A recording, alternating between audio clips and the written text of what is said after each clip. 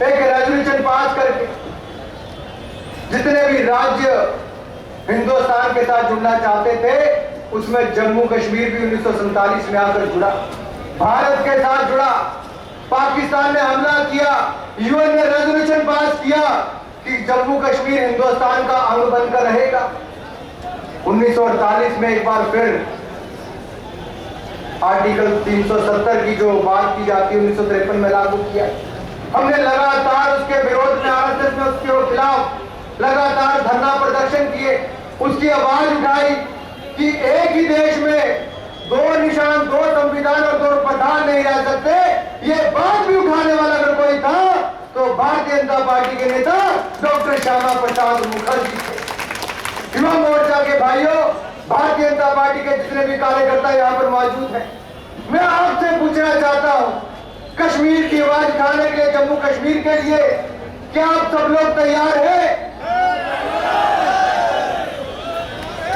जो शपथ हमें डॉक्टर श्यामा प्रसाद मुखर्जी ने दिलाई, आज उनकी प्रतिमा के सामने मैं आपसे पूछना चाहता हूं, क्या जम्मू कश्मीर भारत का अभिन्न अंग है?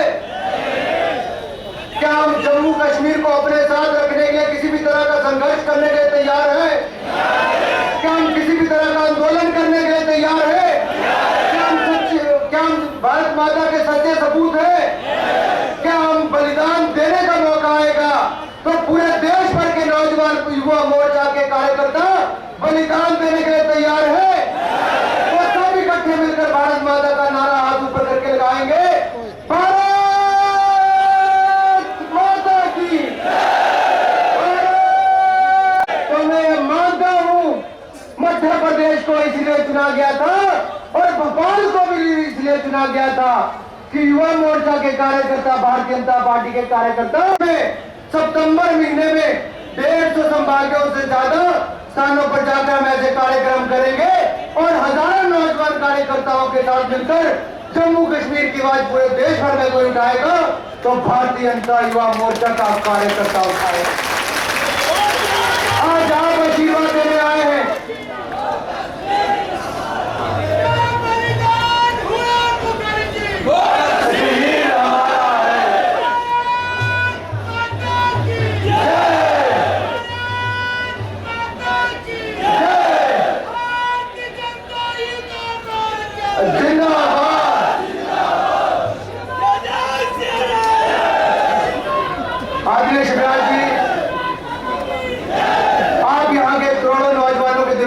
करते हैं। आपने करके दिखाया, नौजवान कुछ करने की ठान ले तो वो करके दिखा सकता है।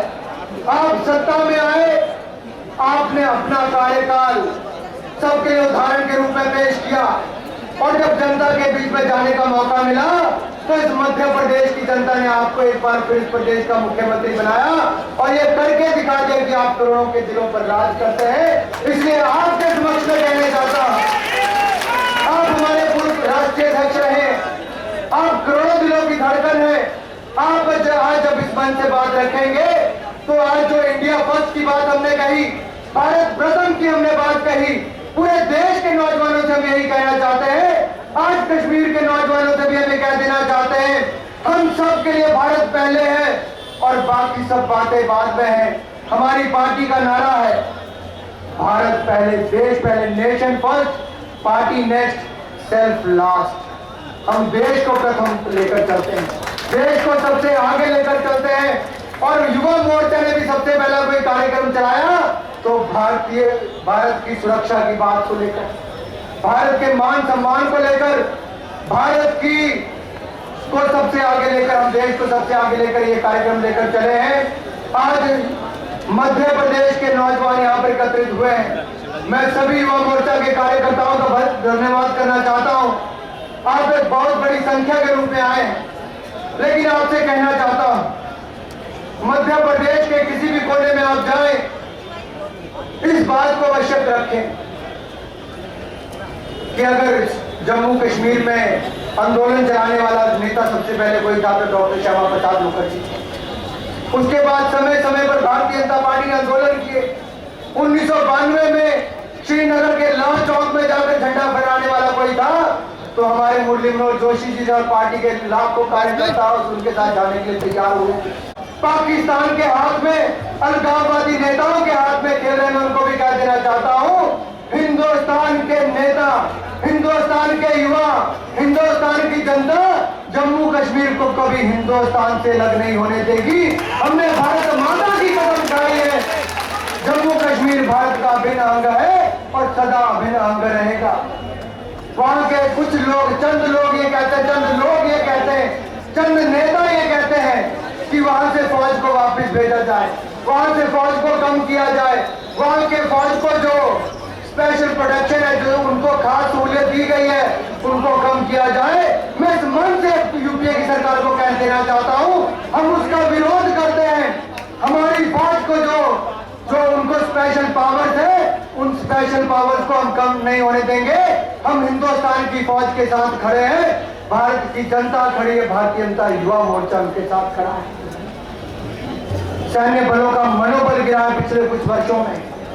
आज वहां पर 50 नौजवान आते हैं, सैनिकों की हाथ से हथियार छीन लेना चाहते हैं, उन पर हमला करते हैं और यूपीए की सरकार चुप बैठी रहती है, ये एमसी की सरकार, स्टेट की सरकार चुप बैठी रहती है। लेकिन भारतीय जनता पार्टी का कार्यकर्ता चुप नहीं बैठेगा। हम पूरे देश में जाएंगे, आवाज उठाएंगे। और मैं तो यहां तक मांग करना चाहता हूं, 1984 में शिवराज जी जो रेजोल्यूशन, जो यूनानिमस रेजोल्यूशन, आम सहमति से जो रेजोल्यूशन लोकसभा में पास किया गया था, संसद में पास किया गया था कि पाक ऑक्युपाइड कश्मीर को भी हम वापस लेंगे। मैं इस मन से मांग करता हूं कि पाक ऑक्युपाइड कश्मीर को भी भारतीय जनता पार्टी पूरे देश में मांग लेकर जाएगी। उस पाक ऑक्युपाइड कश्मीर को भी भारतीय सरकार वापस लेने की मुहिम चलाए। हमें आवश्यकता है पूरे देश भर में एक ऐसा माहौल खड़ा करने की ताकि अमेरिका के दबाव में न आए। ये सरकार अमेरिका के दबाव में आकर काम कर रही है। अगर पूरे 1 महीने के सत्र में प्रधानमंत्री केवल सिविल न्यूक्लियर लायबिलिटी की बात करते हैं, केवल सिविल न्यूक्लियर लायबिलिटी बिल के लिए प्रधानमंत्री नोट लेते हैं, लेकिन जम्मू कश्मीर की समस्या पर कोई बात नहीं करते, नक्सलवाद की समस्या पर कोई बात नहीं करते। हमारे सैकड़ों सैनिक भाई, हमारे सैकड़ों फौजी भाई शहीद हो गए। पूरे देश भर में सैकड़ों जिलों में नक्सलवाद ने अपने पैर पसारे। आज एक बहुत बड़ी समस्या पूरे देश भर में नक्सलवाद बनकर उभरी। मैं भाई शिवराज जी से पूछ रहा था, इस समस्या का हल क्या?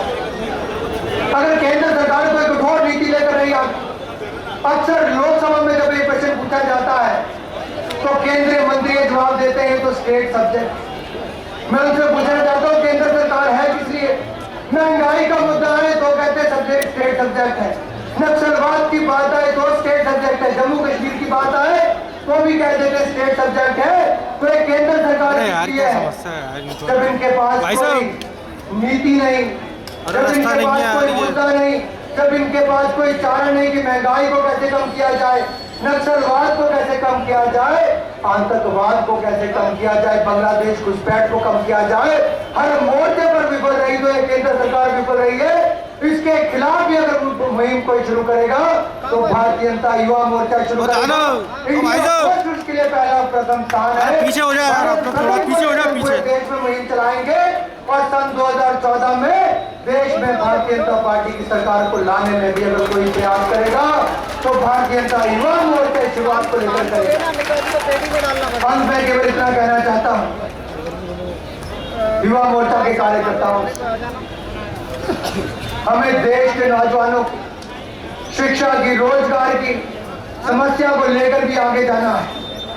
लेकिन हम जैसे कहते हैं नेशन फर्स्ट, देश पहले, इसलिए देश का मुद्दा सबसे पहले, देश की रक्षा सुरक्षा सबसे पहले और भारत प्रथम का नारा देकर हर नौजवान कार्यकर्ता, हर युवा मोर्चा का कार्यकर्ता हर गली, हर कोने तक, हर घर तक जाएगा और पूरे देश के लोगों में जम्मू कश्मीर के मुद्दे को लेकर हम जाएंगे और जरूरत पड़ी तो लाखों कार्यकर्ताओं को लेकर श्रीनगर भी कूच करेंगे, तो युवा मोर्चा के लाखों कार्यकर्ताओं को कूच करेंगे। हम देश के कार्यकर्ताओं को लेकर वहां पर जाएंगे। आप बहुत लंबे समय से यहाँ पर बैठे हैं, लेकिन इतनी बड़ी संख्या में आने के लिए, इतने भव्य कार्यक्रम के आयोजन के लिए प्रभात झा जी का और इनकी पूरी टीम का मैं दिल की गहराइयों से बहुत बहुत धन्यवाद करता हूँ। और विशेष रूप पर प्रदेश के लोकप्रिय मुख्यमंत्री जी यहाँ पर आए हैं और हमारे राष्ट्रीय महामंत्री जी यहाँ पर आए हैं। मैं इन दोनों का भी दिल की गहराई से बहुत बहुत धन्यवाद करता हूँ। जय हिंद, जय भारत। मध्य प्रदेश की युवा चळवळी आपके साथ है, सिर्फ आपने आह्वान कर देना।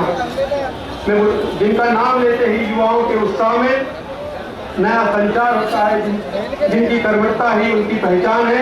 ऐसे मध्य प्रदेश के जनप्रिय मुख्यमंत्री आदरणीय शिवराज सिंह जी भाई साहब से आग्रह निवेदन करूंगा कि हम युवाओं का मार्गदर्शन करें। ऐसे नौजवान नेता भाई अनुराग ठाकुर जी, भारतीय जनता पार्टी के राष्ट्रीय महामंत्री, हमारे लोकप्रिय नेता और कुशल संगठक आदरणीय नरेंद्र सिंह तोमर जी, भारतीय जनता पार्टी के यशस्वी अध्यक्ष, जो पूरे प्रदेश में घूम घूम के संगठन को मजबूत बनाने में जुटे हुए हैं, हमारे प्रिय अध्यक्ष आदरणीय प्रभात झा जी, आज सब दिन के पदभार, लेकिन उन्होंने कहा कि पदभार नहीं है, पद जिम्मेदारी है। ऐसे युवा नेता जो पदभार ग्रहण करने के पहले ही पूरे प्रदेश की परिक्रमा पूरी कर चुके हैं, भाई जीतू जराती जी, जिनके नेतृत्व में युवा मोर्चा पूरे प्रदेश में बड़ी तेजी से आगे बढ़ा। भारतीय जनता पार्टी के जो तत्कालीन अध्यक्ष थे आदरणीय नरेंद्र सिंह तोमर जी, और उनके साथ युवा मोर्चे के तत्कालीन अध्यक्ष थे भाई विश्वास सारंगी जी, जिन्होंने पूरे प्रदेश में युवा मोर्चे के काम को तेजी से आगे बढ़ाया। और फिर भारतीय जनता पार्टी की सरकार में युवा मोर्चे के बिना कैसे बन सकती थी। ऐसे भाई विश्वास सारंगी, भाई राहुल कोठारी जी, राष्ट्रीय मंत्री युवा मोर्चे के, जहांगीराबाद में वीडियो और मेरी जब वो यात्रा निकली थी जनता का आशीर्वाद देने के लिए, हम उस यात्रा में भी साथी थे। और हमारे भारतीय जनता पार्टी के जिले के लोकप्रिय अध्यक्ष भाई आलोक शर्मा जी, सभी साथी पदाधिकारी, नेतागण और यहाँ उपस्थित मेरे छोटी बहनों और भाइयों, सबसे पहले तो मैं आज अनुराग ठाकुर जी को बधाई देना चाहता हूं। उन्होंने तय किया सबसे पहले कि युवा मोर्चा अगर कोई अभियान चलाएगा तो भारत प्रथम वो अभियान होगा। मैं बधाई देता हूं अनुराग जी। और जीतू जी, आपसे भी कहना चाहता हूं कि आज ये पदभार ग्रहण करने के बाद जाना डॉक्टर श्यामा प्रसाद मुखर्जी के चरणों में शीश नवाना और पंडित दीनदयाल उपाध्याय जी के चरणों में अपने सिर को रखना, क्योंकि ये तो वो महान विभूतियां हैं। डॉक्टर श्यामा प्रसाद मुखर्जी वो थे, जैसा अनुराग जी कह रहे थे, जिन्होंने सबसे पहले वो कश्मीर जो भारत का अभिन्न अंग है, अरे कश्मीर के बिना क्या हिंदुस्तान की कल्पना की जा सकती है? और वो कश्मीर की जा सकती है क्या? और जब नापाक कदम पाट के बढ़े तब हमारी बहादुर फौजों ने पाकिस्तान के जो घुसपैठिए थे उनको खदेड़ने का काम किया था। कश्मीर का एक एक इंच जमीन हम उस समय मुक्त करा लेते अगर पंडित जवाहरलाल नेहरू जी ने युद्ध विराम की घोषणा न की होती। 1/3 हिस्सा आज भी कश्मीर का पाकिस्तान ने उस पर कब्जा कर रखा है। और मैं आज नहीं कह रहा हूं, मैंने उस दिन कहा था 15 अगस्त के स्वतंत्रता दिवस के दिन लाल परेड के मैदान में कि जब तक ऑक्युपाइड कश्मीर जिसको कहा जाता है, वो कश्मीर जहां पाक ने जबरदस्ती कब्जा किया है, और वो कश्मीर समाचार बड़े चिंताजनक मिल रहे हैं। चीन की फौजों ने अपना डेरा जमा लिया है। जब तक उस कश्मीर को हम भारत माता का अभिन्न अंग नहीं बना देते, जब तक पाकिस्तान की फौजों से वो वहां से खदेड़ के बाहर नहीं भगा देते, तब तक हम चैन की सांस नहीं लेंगे, तब तक हम आराम की सांस नहीं लेंगे। मित्रों, आज मुद्दा ये नहीं है कि कश्मीर हमारा हिस्सा रहेगा कि नहीं। जो कश्मीर हमारा है वो कश्मीर तो हमारा है ही। उसकी तरफ अगर किसी ने आंख उठाकर भी देखा तो उसकी आंखें सलामत रहने नहीं देंगे। तो भारत का अभिन्न अंग है। आज बात